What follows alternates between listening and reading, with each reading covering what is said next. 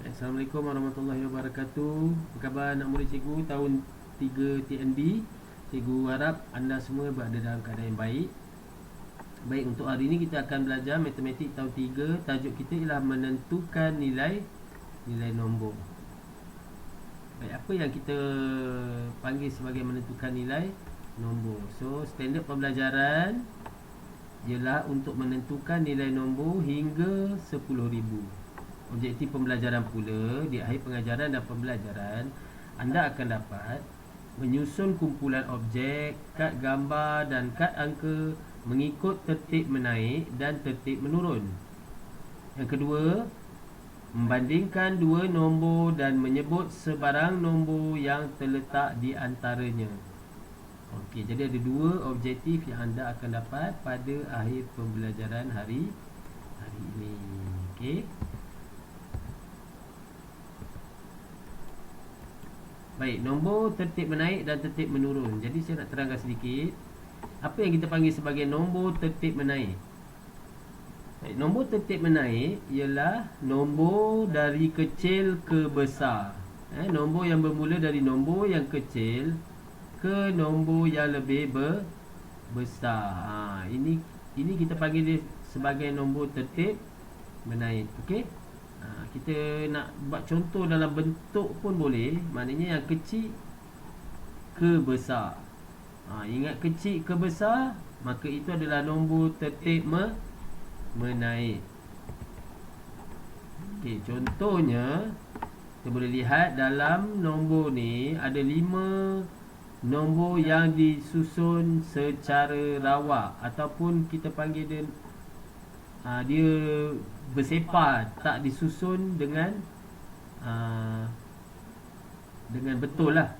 Okey, kita tengok kat sini 2470, lepas tu 2468, 2466. Jadi ianya tidak disusun dengan betul. Jadi bila kita nak susun dalam bentuk tertib menaik, kita akan dapat 2466, kemudian 2467, seterusnya 2468, 2469 dan yang terakhir sekali 2470.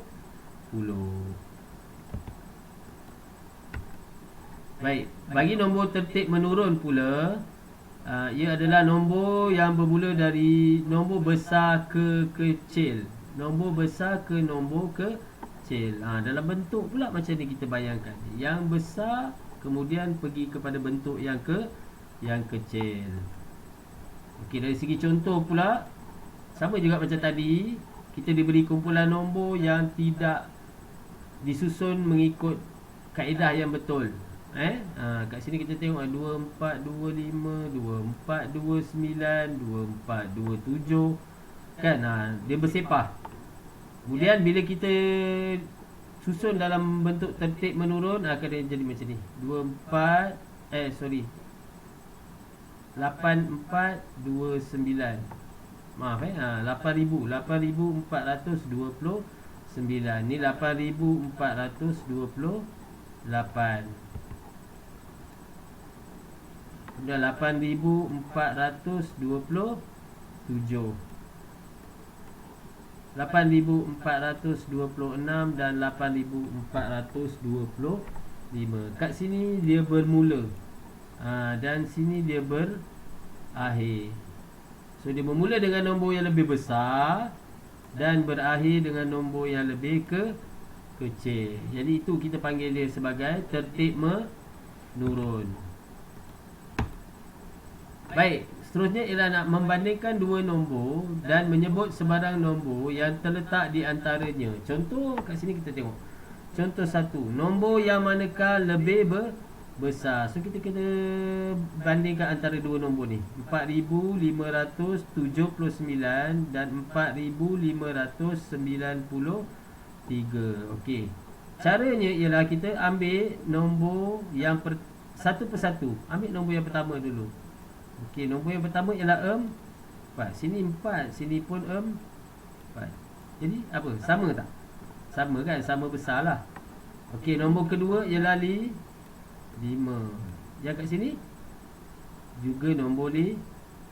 Adakah kita boleh tentukan nombor yang lebih besar? Tak boleh, sebab nilai dia adalah sama sekarang ni.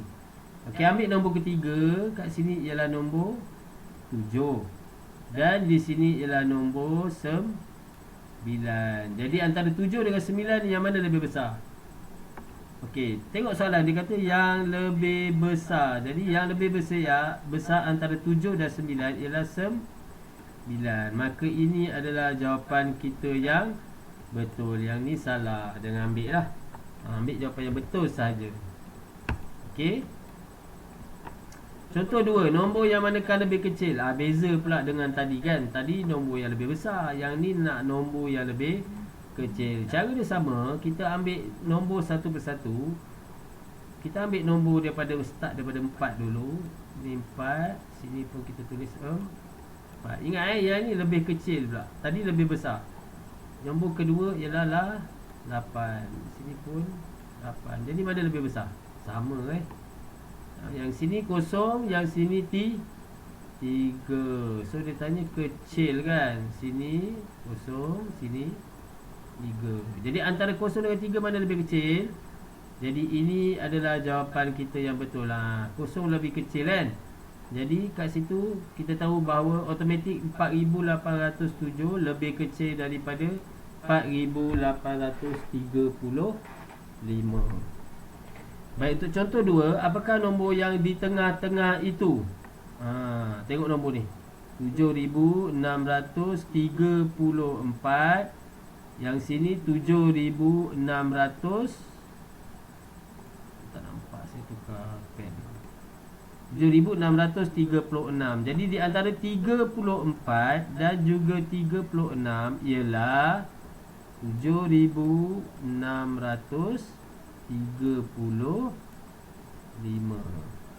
Okey. Baik, jadi untuk minggu ni tu saja sedikit penerangan daripada saya. Jadi saya ada beri satu latihan ni. Awak screenshot untuk kalau awak ada printer, mungkin awak boleh print kat rumah. Kalau tak ada, awak boleh salin semula dalam buku tulis matematik.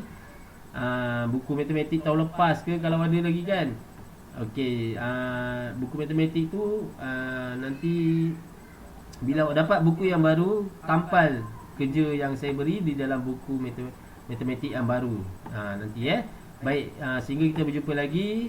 Sekian saja daripada saya. Assalamualaikum warahmatullahi wabarakatuh. Dan selamat menjawab kepada semua. Assalamualaikum.